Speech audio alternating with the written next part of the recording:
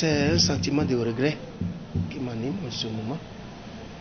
Parce que vous ne pouvez pas être une personnalité politique aussi sensible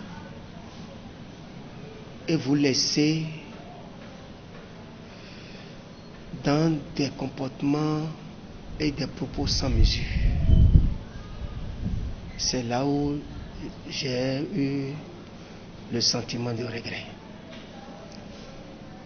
Puisque les propos d'une personnalité politique sont des couteaux à double tranchant.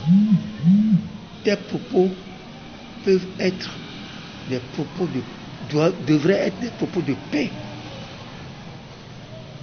et devaient être considérés ou devaient être perçus comme un élément de paix.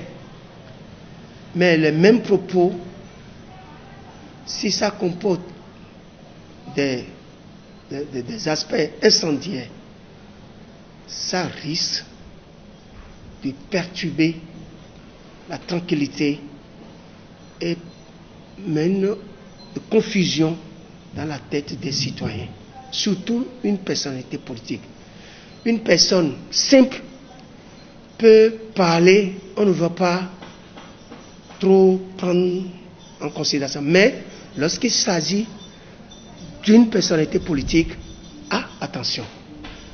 Et c'est ça que je constate, c'est l'absence de cette analyse que je constate au niveau de cette dame.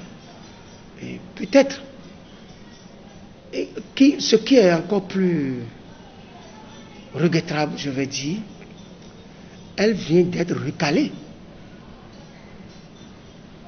à la candidature de l'élection présidentielle.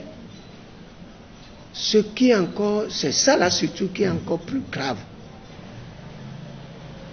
Et nous sommes dans un pays démocratique. Et c'est une universitaire. C'est un intellectuel.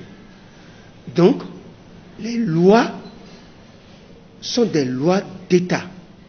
Ces lois ont prévu dans le code électoral comment un dossier va être accepté.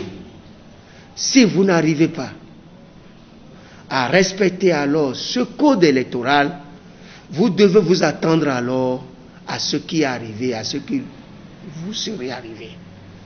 Et sans être son juge. Donc moi je pense, et puis devant l'affaire devant la justice, le commentaire, aussi mon commentaire doit avoir des mesures. Donc c'est un sentiment de regret qui m'anime en ce moment compte tenu de ce que je viens de dire tantôt.